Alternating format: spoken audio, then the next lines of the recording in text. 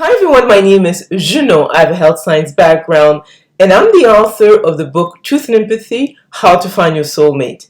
And I'll put a link to the book below. This video is why intuitive feelers are the soulmate romantic partners. I think that most of us again have encountered different people who have a different way of interacting in their romantic relationships. And when it comes to intuitive feelers, they are very much different from the others because when it comes to the theme of their lives, it is spirituality and meaning. And that's very much linked to their relationship. So their relationship, whether it's friendship, family, romantic relationships, they take center stage when it comes to their lives. So these are people who like to nourish close relationships, they like to be close to their partner, and they want to have this partner for many years. So they're not the type of people who are going to change relationships, every week or every month, because for them it has to do with that soul connection. So interesting enough, although most people use the word soulmate, they don't actually mean the same thing. So if soulmate for let's say a sensor perceiver is very different from a sensor judger, or what, let's say, an intuitive thinker is looking for. But when it comes to the intuitive feelers, it is really the essence of that soul connection. So it's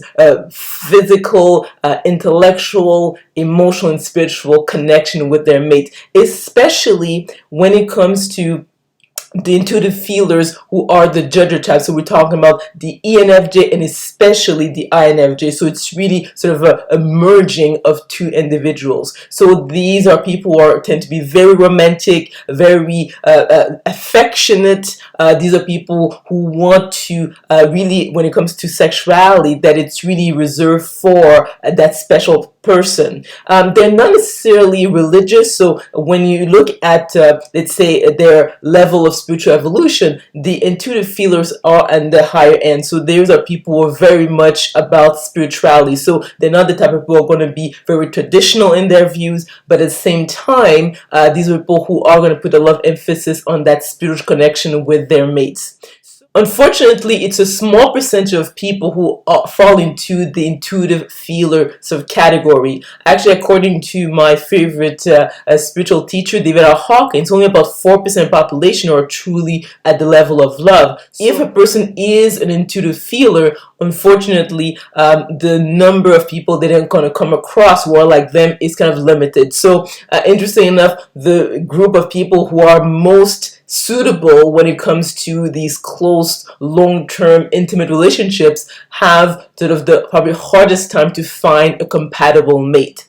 So again, when it comes to these 16 MBTI personality types, the intuitive feelers want the soulmate type of romantic relationships, and especially when we talk about the ENFJs and the INFJs, because they have the like feminine organized types, so they are about being very much connected. So it's about feeling almost one with their partner. So you'll see that they tend to be a very sort of compassionate and empathetic.